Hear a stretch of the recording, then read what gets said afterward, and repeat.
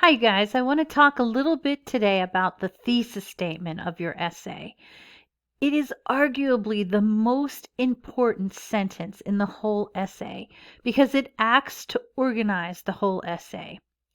I bet you've all had experience of sitting in front of the computer trying to start a writing project, a paper you have due, an essay, an assignment of some kind, and just sitting and staring at the screen and thinking, I don't know where to start. I don't even know what to write about. A thesis statement is a single sentence that allows you to start the writing process. And if you follow a few basic rules, it'll give you the way to go forward throughout the whole essay. So a thesis statement is one sentence. Especially in this course, it's one sentence. All of the components that I will introduce to you go in one sentence. Later on, when you're in a different department or you're doing your doctorate work, for instance, you may be allowed to break it up into two sentences. But in general, and especially for this course, it's one sentence. And it's never written as a question. In academic writing, questions are considered weak. The writer is supposed to answer questions, not ask them.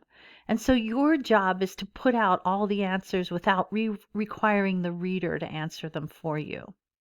And a thesis statement summarizes the essay by using examples and evidence as proof, okay? There's three parts. This is so important. It is so formulaic.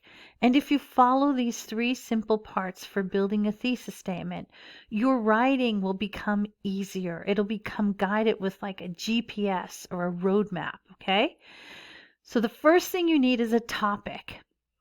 Now, in general, in university or in college, the professor gives you the topic, but it's a huge topic. Like, for instance, if I asked you to write on music, music is so big, there's no way you could ever write everything there is to know about music. So once the professor gives you the topic, you need to narrow it down. Take it down to a part that makes sense, something that you could focus on and write a paper that's not too broad or not too narrow. For music, you may be able to say listening to music, or playing music while you're studying, or learning the words of songs, or learning to play an instrument. All of those topics you can address in a paper. They're smaller than the big, broad topic that's given to you by the professor.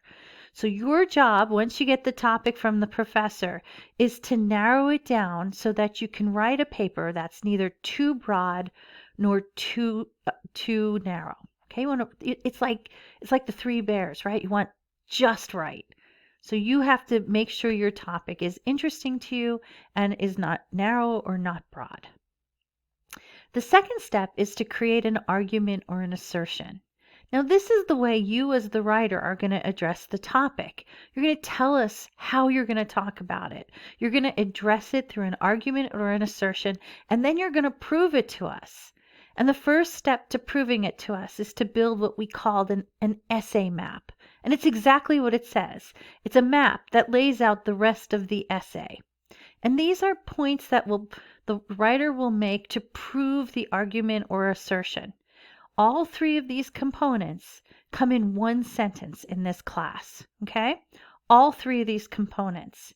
And in the essay map in this course, we will always have 3 points, always. And there's a good reason for it, which I'll explain as we go through.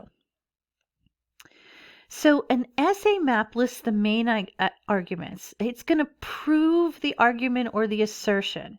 So in this course, we're going to use 3 points because we're using the 5-paragraph essay format. So in a 5-paragraph essay, we have an introduction, 3 body paragraphs, which is kind of like the meat and potatoes of an essay, and then the conclusion. And so if you have 3 points in the essay map of the thesis statement, you have the 3 topics for each of the 3 body paragraphs. See how it works? It's brilliant, right? So if you put 3 points in the essay map, you already know what you're going to discuss in the 3 body paragraphs. You already have your topics. So each of the points of the essay map will correspond to a body paragraph, and that will organize the whole essay for you. It will make your life so much easier. So here's an example of a thesis statement. Let's suppose the professor gave a music as their topic, but it's too big to write everything about music. So I chose to narrow it down to the Beatles. I chose one band to write about in music. And my argument is that they're the best rock and roll band of all time. Now that's quite a statement, right? That's quite an argument to make. And when you go big like that, are the best rock and roll band of all time, you got to make sure you have the street cred to prove that, because you're promising that to the reader, right? But I'm going to say the Beatles, that's my pared down topic, from the big music to something that I can manage. Not too narrow, not too broad. The Beatles. They're the best rock and roll band of all time because, now here comes my essay map. Remember, in this course, we're going to always have 3 points to argue. The first point is they created timeless music. And that first point, they created timeless music, becomes the first topic in the first body paragraph. Up in my thesis statement, I have a second point. They lived iconic lives. And that second point in my essay map becomes the second topic in the second body paragraph. And the third point in my essay map, in my thesis statement, is they influenced so many young artists. And that becomes the topic for the third body paragraph. Do you see what I did? By writing one sentence and having 3 points to prove, I've created the topics for each of the body paragraphs. In other words, I know exactly where I'm going for the rest of the paper. Oh, I have to do research and I have to put the work in of writing it. But at least I'm not wondering what I'm going to write about. I know based on a single sentence, based on the thesis statement. So remember, each point in the essay map of the thesis statement becomes the topic of one of the body paragraphs. And here's how that works. Let me give you an example. So I've created a few to show you, okay? Let's suppose that the topic is food. I have to write a paper or an essay on food. So I've narrowed down my topic to eating Chinese, right? Eating Chinese. I've narrowed it down. It's not too broad. It's not too narrow. It's kind of interesting to me. Food was not. It was too big. It was too broad. But eating Chinese food, now that's something I know about, right? So I say it's healthier. That's my argument. I'm saying this is how I'm going to look at Chinese food, eating Chinese food. It's healthier. Now, once I make that argument, I have to prove it. And the 3 ways I'm going to look at proving that argument is, 1, it's vegetable based, right? So I'm going to say it's healthier because it's vegetable based. And that first point in my essay map, it's vegetable based, becomes the first topic of my body paragraph, okay? The second point I make in the essay map is it has heart-healthy spices. So eating Chinese food is healthier because it has heart-healthy spices. That point becomes the topic of my second body paragraph. And the third point I make in the essay map of my thesis statement is that it's easier to digest. So eating Chinese food is healthier because it's easier to digest. That point becomes the third topic of my third body paragraph. With one sentence, I can look across my essay and know what's going to go in each paragraph. Each paragraph is covered with a topic or a main idea. Okay? Let's do another one. Using social media in education. Okay, so let's suppose that the topic that was given to me by the professor was social media.